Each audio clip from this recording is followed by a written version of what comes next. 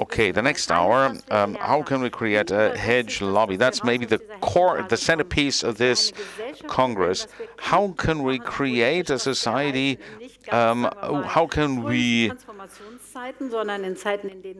exert pressure to get political change in these times that aren't so conducive to environmental protection? We will hear about this by 5 smart people, and I'm very happy to have the chair of the Association for Environmental and Nature Protection here. From the federal board of another environmental agency, Anastasia Kühn. Welcome. Where is the chairperson of the CEO of a landscape maintenance area from Göttingen, from the Göttingen area? Welcome. And he is a trained farmer. As a host, we have the co-founder of Baumland campaign. I think everybody knows them as the chair of Campact, who are moving a lot right now, but who also have co-founded Baumland and the bridge builders as landscape ambassadors. He's not only a political scientist, but also a biologist, and in Pferden, he is engaged in nature preservation. Christoph Bautz. And for the inviting hosts of the hedge rescuers, someone who's responsible, who knows how to convince cities of opening their cities for hedges. So I'm curious to hear what Andrea Verdes can tell us. Just about the procedure, we want to take you, well, just never took this informal way to address people, especially you, as the chair of the BUND. We want to look at the different perspectives, hear what they are, and then we can discuss who needs to do what, that Saxony gets funding, and that we get the topic to the top of the agenda where it belongs. Christoph, let me start with you, with Baumland and Campact. You've got the REACT petition on saving the hedges, and 162,838 people have signed it so far. And then I noted that I didn't. And then it was one more. So, what does that tell you? Okay, so everybody who hasn't signed it yet, REACT, hedge petition, go for it. Well, I think it shows the massive potential that we've got with this topic, hedges and more woods in the landscapes. Many people do see this is a topic I could address too. I could be active. The ecological movement, climate movement in the defensive, we're in the culture clash kind of thing. That shows that many people have been alienated with this type of policy prohibiting people in many climate protection actions. So if you want to get back to people, these are the topics we have to do. It's hedges, it's trees, it's more urban green as well in the cities that we need to address the climate crisis, the biodiversity crisis. So if we address people with the topic of water, of soil, of woods, then we can involve people and engage them. And I think, and that's the good thing about it, in the petition, we have to think in two directions. Today and yesterday we heard a lot about the different programs that are available, compensation payments. Daniela has just told us about that. In Saxon, it's suspended. So we have a lot of money which is being used And often it's not used smartly. We don't have maintenance standards. In our village, we've got a big hedge, 600 meters. We got the money to plant it, but not to maintain it. So if we hadn't collected private funding, they would have dried out. So we need much better funding, and that is not done by itself. So BAMLand has got lots of experience with talking the political expert, and even the green ministries work slow. And we need campaigns, we need petitions. Like in Lower Saxony now, Miriam Staudte, where BAMLand can pick it up. So this is the 163,000 signatures, and that is what builds up the political pressure. So really have to go to the funding to improve that, make it more better. And the second is the big vision. The vision to say, yes, we need a wood landscape, a hedge landscape, if we want to have agriculture in the next 30, 40 years. And that is where we can hook up with the farmers. If we show the dimension of the climate crisis, we've just had new prognosis. It could even be 2050 plus 3 degrees. What does that mean? It means in many areas in Germany, no trees in the forest, in the agricultural landscape will prohibit it. Trees massively buffer that if we have a very dry year in one year, the next year to completely wet. So we have to get out of the niche into the broad area, scaling it up, and we don't just need nice project models, little project here and there. We have to think it big, and this is what the petition asks for: 100,000 kilometers of hedges. Probably we need something like 500,000 to really carry on with agriculture. 100 million trees. That is where we want to go. And we had it yesterday. Europe calling. France is doing it. 50,000 kilometers of hedge. And that's the dimension we have to think in. And that's important. That is, and it's important that we engage with the people. And we need people like Danielo has just shown us. That's where diversity evolves. That's the ambassadors we need. And in our, you said yesterday, not a long text. Sorry for interrupting. So one story of a farmer in our village. He is conventional. He does conventional farming, but he's very proud on his 7 kilometers of hedge. He said, Christoph, do you know how much nightingales I have? 17 pairs in my hedge. So he's very silent normally, but this is what we need. This is the kind of people really to think this big, saying we have to get the woods in agroforestry, and it needs this space, it needs this lobby for this, and that's it. And that's what we do now. Thank you very much. Great farmer there. Olaf. And Olaf, since the 70s, you've been active politically from the nuclear Hambacher forest. You are there where every people work for forestry, and you're an engineer, really. So with a focus on our environment, lots of experience in how to coordinate campaigns with the elements that Christoph said, campaigns addressing people, awareness and political pressure. This morning, I think the Secretary of State said green infrastructure. That's one of the terms you coined. So how can we move on in the difficult times? Can you pick it up what Christoph said?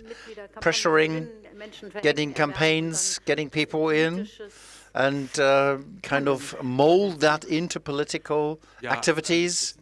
Well, it's two things, really. On one side, we can say that the European Union is has given up to recreate nature. If we know that since the 50s in Germany we've lost 50% of the hedges, we know that hedge planting, hedge maintenance is a central element in all of that.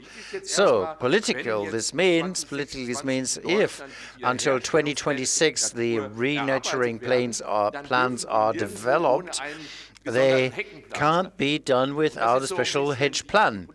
And that's the political framework for us. Hedge planting, hedge maintenance standards, programs, but the special point here in the idea of the campaign is that people in these times are enabled to take action. And this is what BUND does. We turn 50 years now this year. In these 50 years, again, we have been through years where it walked back.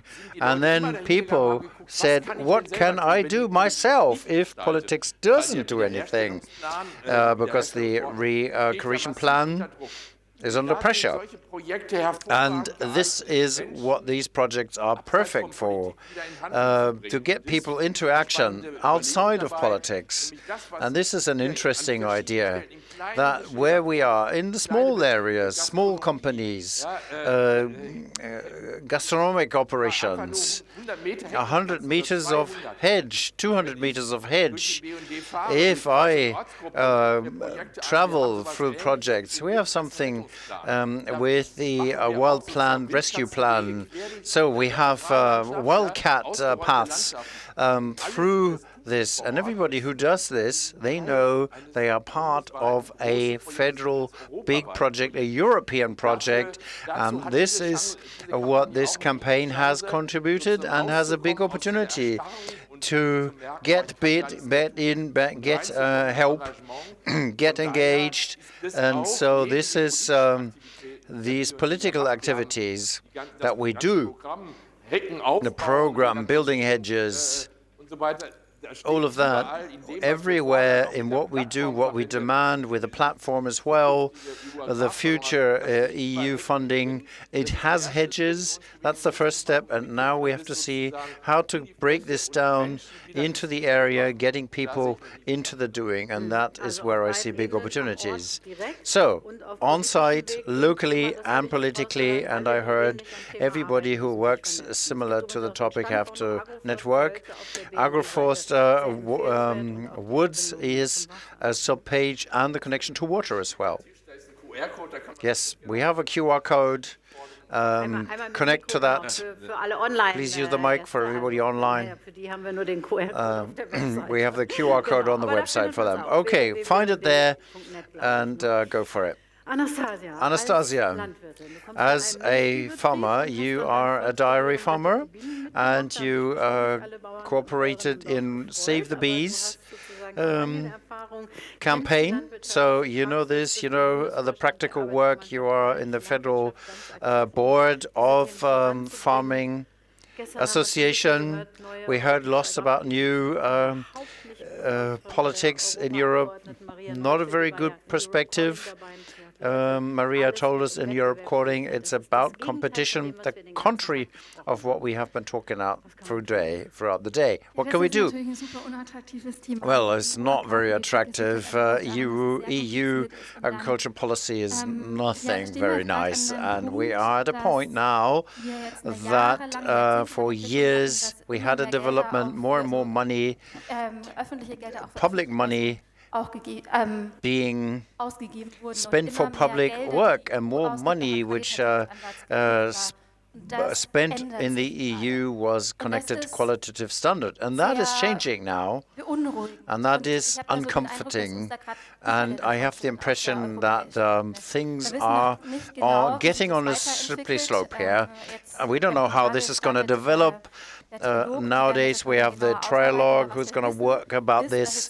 We do know that there is not going to be minimum budgets for climate change, and everything will be much more back on the national levels.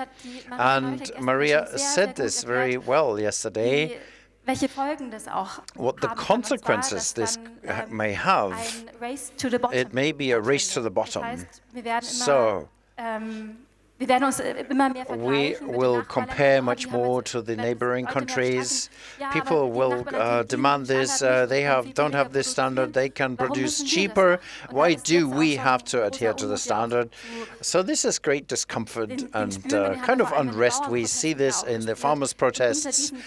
And this is the coverage of the debureaucratization is covering this up. And I wish that on the European level we have a close look. We take political action and focus on exactly this.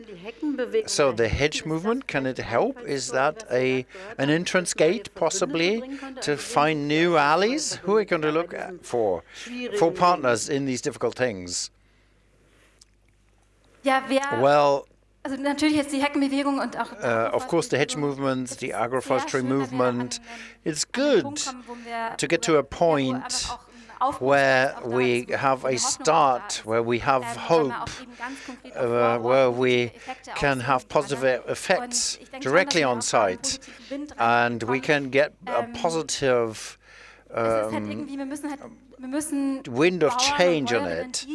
So the farmers who have to maintain the hedges, who plant them, who have the negative aspect, we have to consider them. We have to focus on them. And for them, it's crucial that we get the support that they need in order to do it. And of course, the hedge movement can make a big contribution there, but we have to look at the overall political environment for this. And it's difficult. We have to wait and see on how that is going to develop. Collecting ideas also from here, how we can support the farmers. And on a federal level, it's getting more important. That's where the decision on the budgets are going to be taken. So how can we build up pressure there? Okay, thank you. Thank you. We do see that we see a start and we see the threat of different policies coming in. Let me look at the next farmer and who is in Göttingen and who has this difficult time to move forward. What are your experience in Göttingen for the hedge lobby? Well, I think it started well, and the question is now, how can we implement it locally? That's the most difficult thing. What do I need if I want to implement it? I need cooperation in the regions. I need associations, biological stations, and so on. So not all regions have corporations, but I have to build up the networks. We have been doing this, and I can say what we didn't have in the past years, over the past 30, 40 years, not a single hedge being planted, only in the areas where we straightened the fields.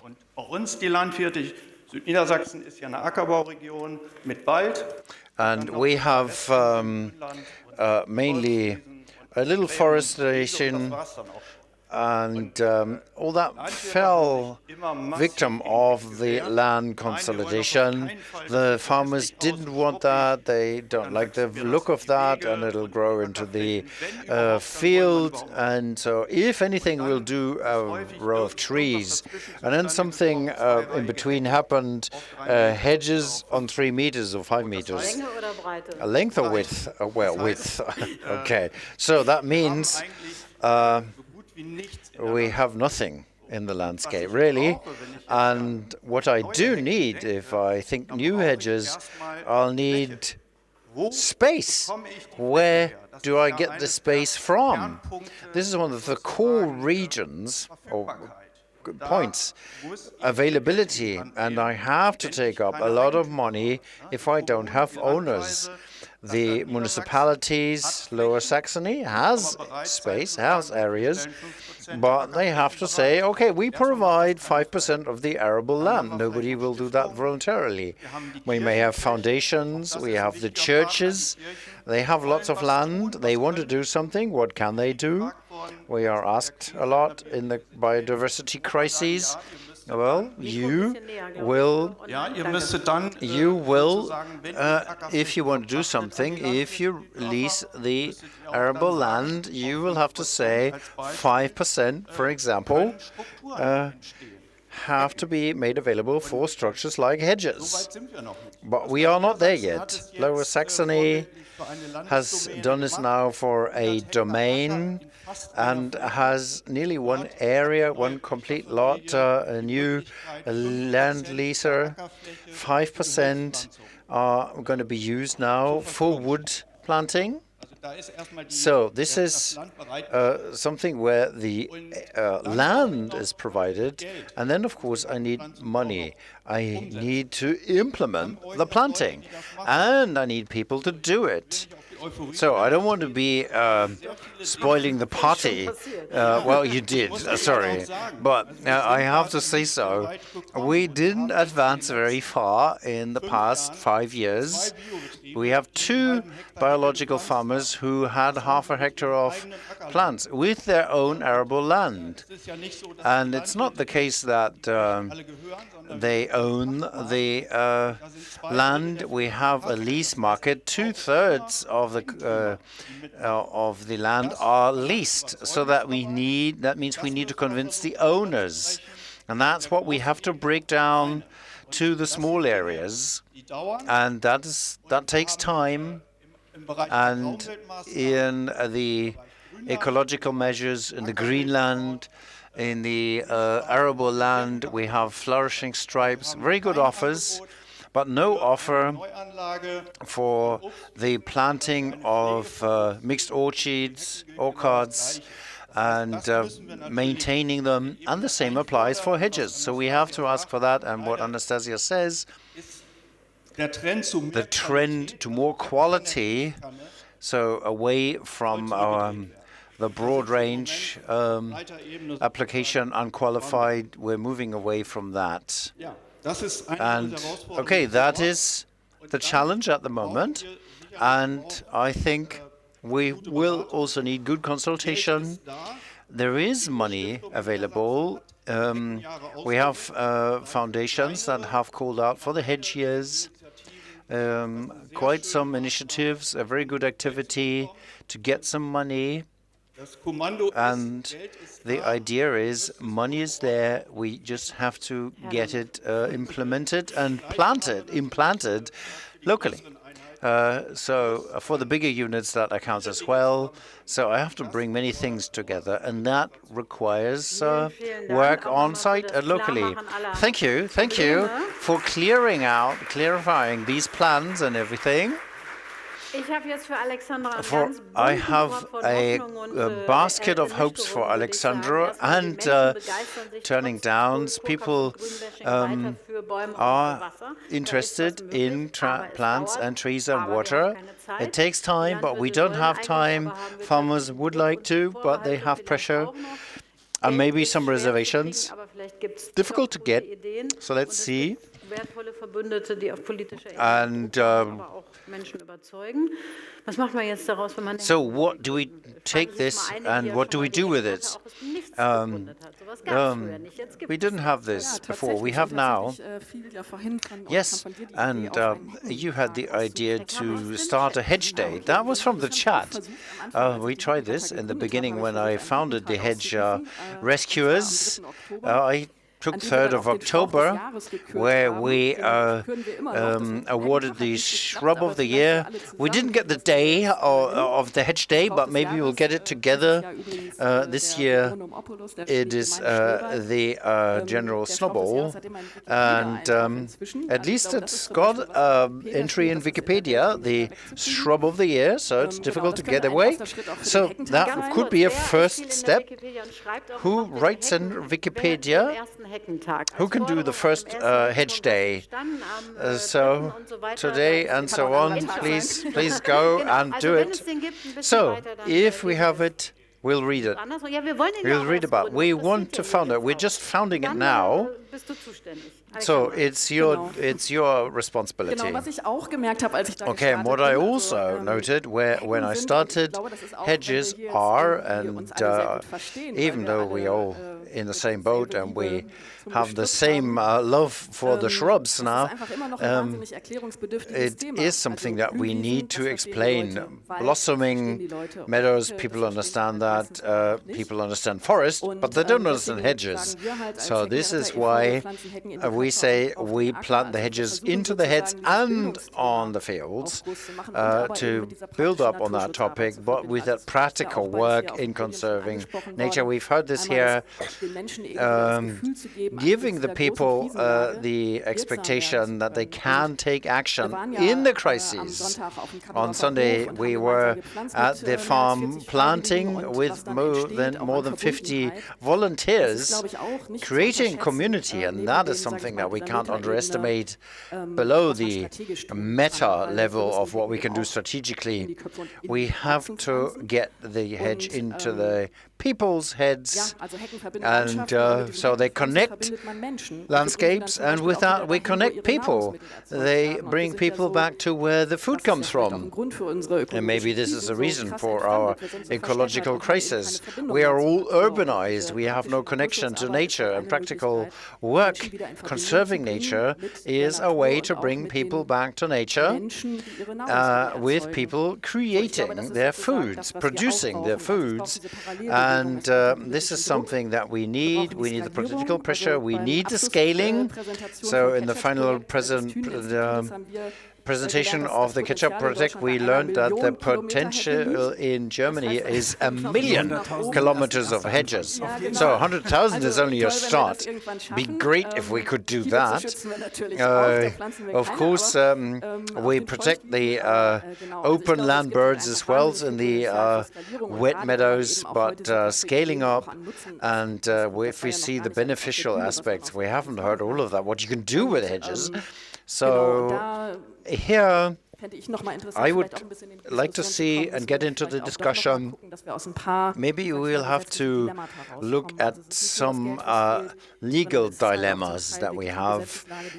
The legal situation makes things difficult. So hedges should be really esteemed on the monetary level that they deserve. So that's a new European agriculture policy that should go hand in hand. We've heard that's not the individual hedge, but we have to see the network, we have to see the birds, and so on. Think all that.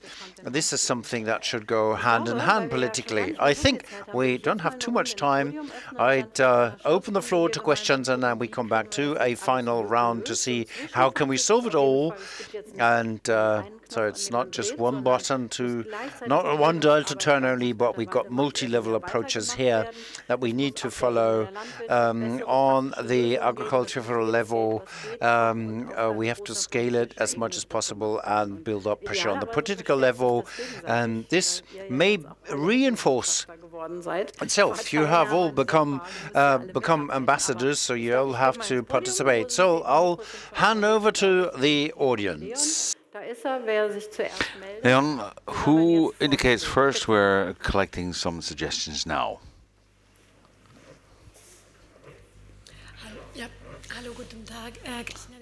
Yes, hello.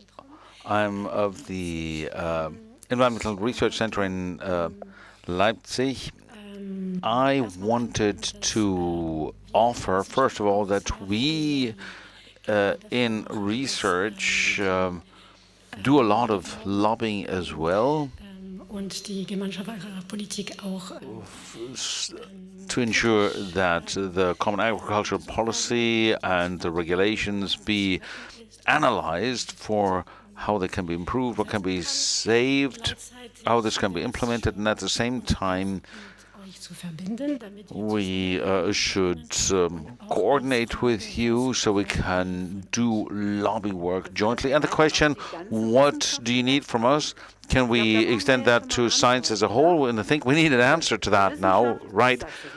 Science, I'll say it like that. One scientist here, and in Tunen you do some research. Unfortunately not. That is the problem.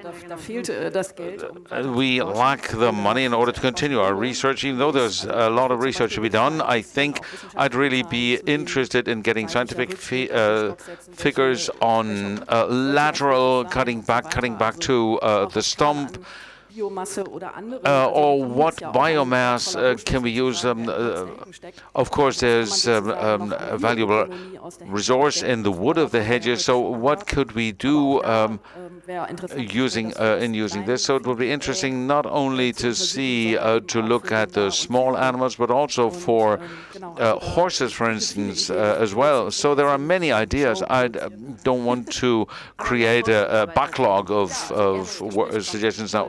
Yes, but definitely we should start talking to scientists. Yes, I think that it's important that if we have the reconstruction plans by 2026, we're doing everything we can to make sure that it's not only the state governments that get active, but also civil society. We need to get to the point where the importance of hedges and their improvement becomes apparent. So we need the support of science.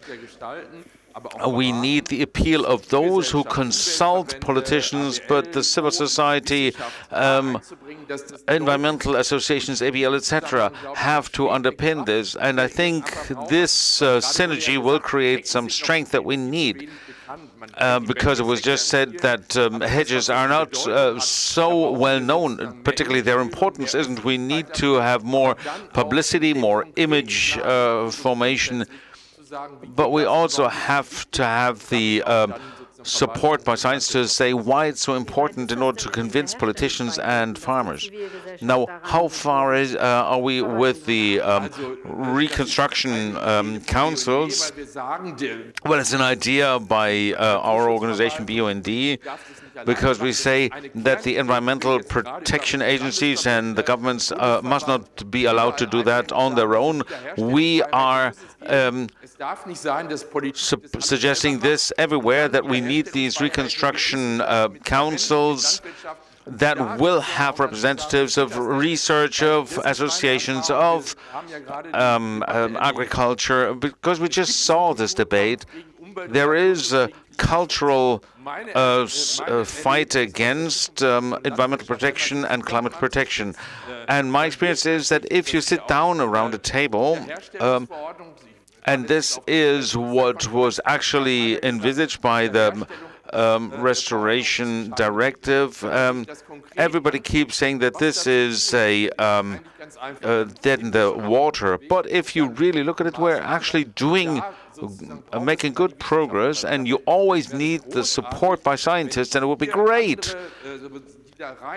if all the others were involved, if we could promote the idea that science and farming associations, etc., be involved.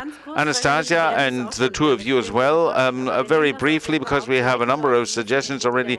So hedges and hedge promoters need to get into the restoration councils.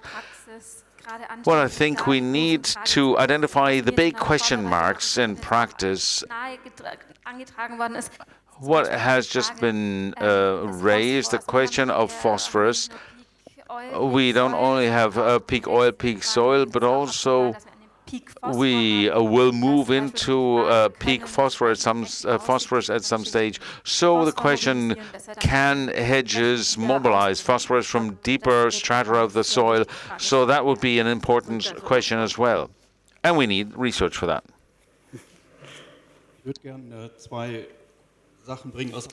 I would like to give you two practical examples where we have a connection with science. we have a residual stock of partridges, and there are 7 different hedge stretches where the expertise of partridge experts has been introduced, so that we lay the hedges where, or plant the hedges where they are compatible with partridges, and with compensation payments by the county, we can get compensation money for construction of conduits, of wind power plants, etc. And the question is, how can I actually channel these funds into meaningful measures? And we would like to channel them into hedge maintenance in order to show owners that hedges can be well maintained, and that oftentimes has been neglected for 40 years. It's not done, and then we have simply a woodland there. And we hope to demonstrate with good examples that this can help improve the image of new hedges. So I think we have to approach maintenance as well, not only thinking of new hedges. We know it's not only we can't just plant new hedges and then thank you very much, goodbye, and then leave everything to their own devices. But we need to think maintenance as well and co-finance this as well. Well, I think that planting without maintenance won't work, but it's always these small individual owners. We have to go beyond the individual property areas. We have to think of maintenance beyond those property boundaries. Yes, when we look at what research does research have for hedges, I think we have to closely cooperate with natural researchers. So what is the impact on biodiversity? What width of hedges do we need? Do we need more margins? If we say hedges are a crucial structure for allowing migration to continue in times of biodiversity in climate change, where many species need to migrate when it gets too dry, too warm, then I need to know what structure the hedge has to have, how wide it has to be.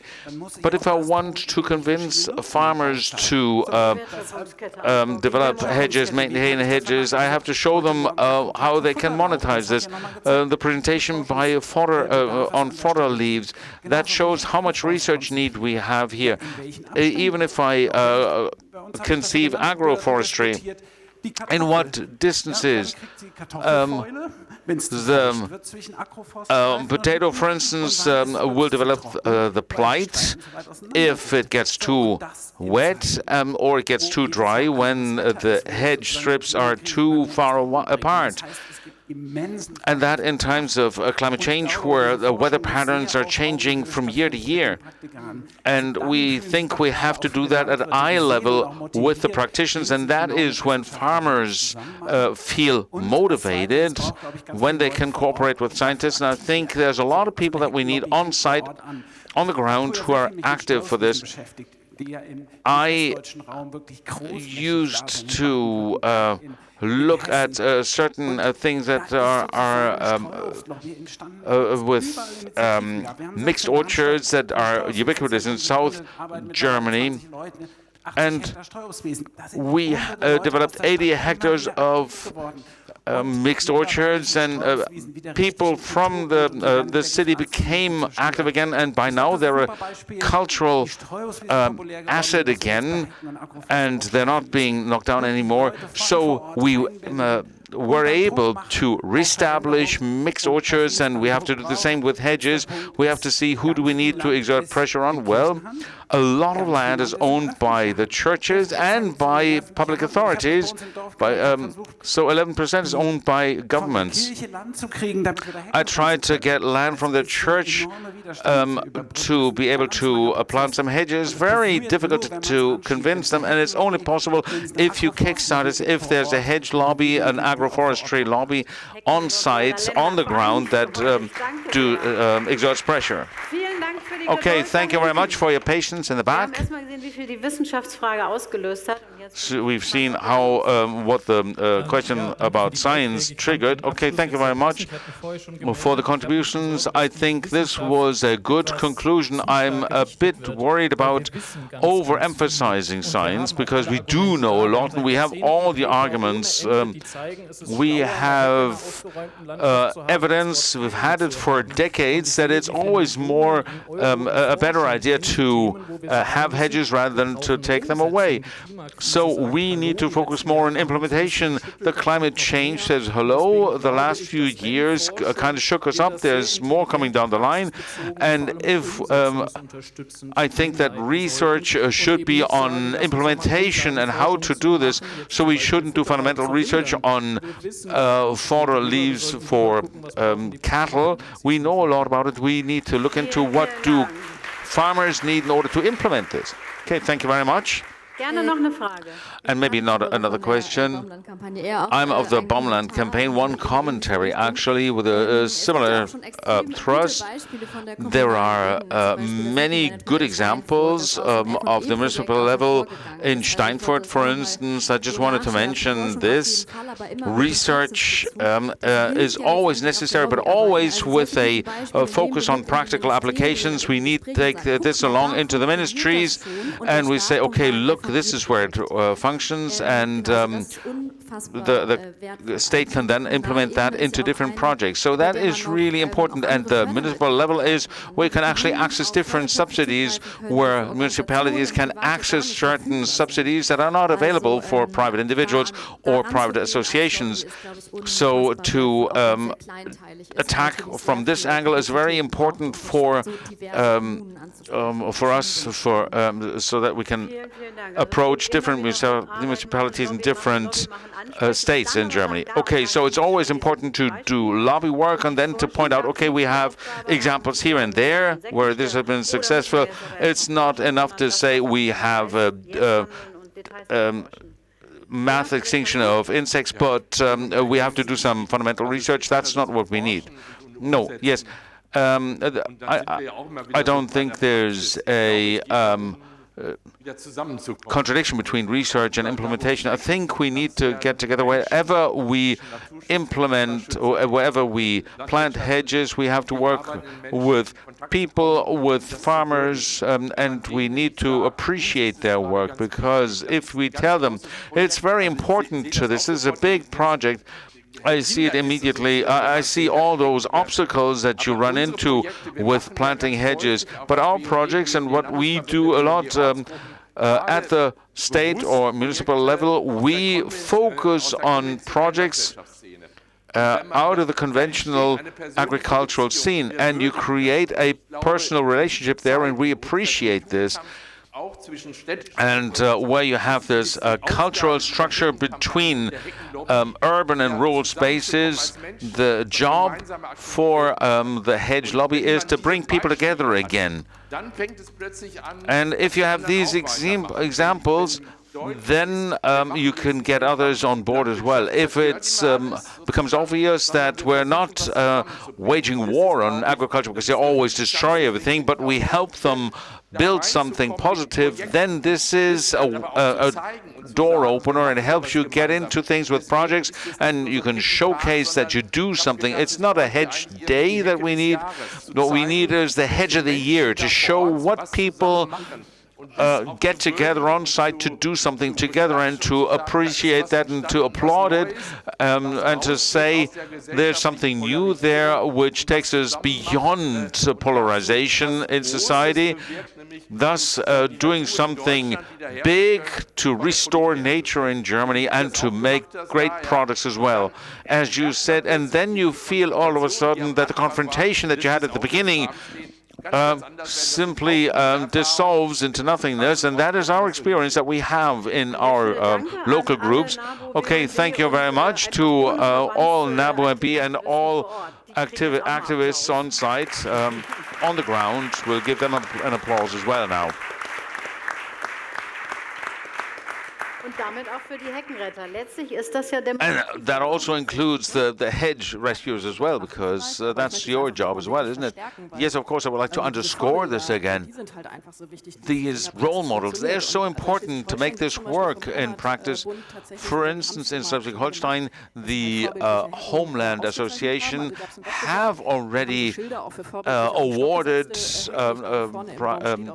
prizes to exemplary hedges, and we heard it on the panel that it is important. It's only farmers who can convince other farmers, so that's where we have to start, I think. And I'm really happy that the fishers that we have, separating people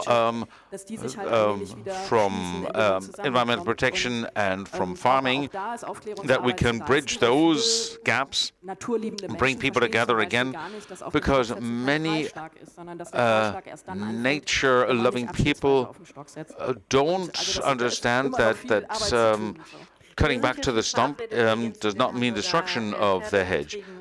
Yes, we will have to go to the horse breeders in Hamburg, and we tell them, okay, your horses need shade. So let me just ask, can we have another few minutes before we go to lunch, or should we conclude now? Can we conclude? Okay, very briefly then, please. An important point is a hedge lobby is a lobby for a diverse agriculture, for artisanal farming. So we have to ask ourselves, what do farmers need locally in order to implement this? That's a core question, I think. And if we look at the farmers, we have an age average of 57 years, I believe, at this stage. Mostly they are men who don't know how to hand over their farms, because it is oftentimes very unattractive to run such an operation. And what I would like to say, planting a hedge is also means also hoping, planting hope. It is something that makes things more secure for us as young farmers. And that's very difficult in the current political environment.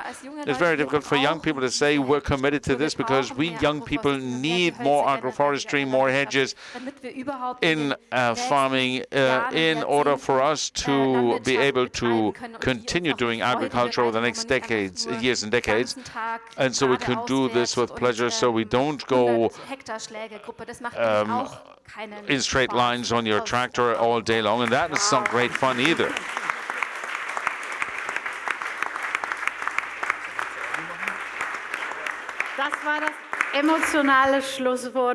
This was an emotional word of conclusion, so maybe we can have a political word of closure.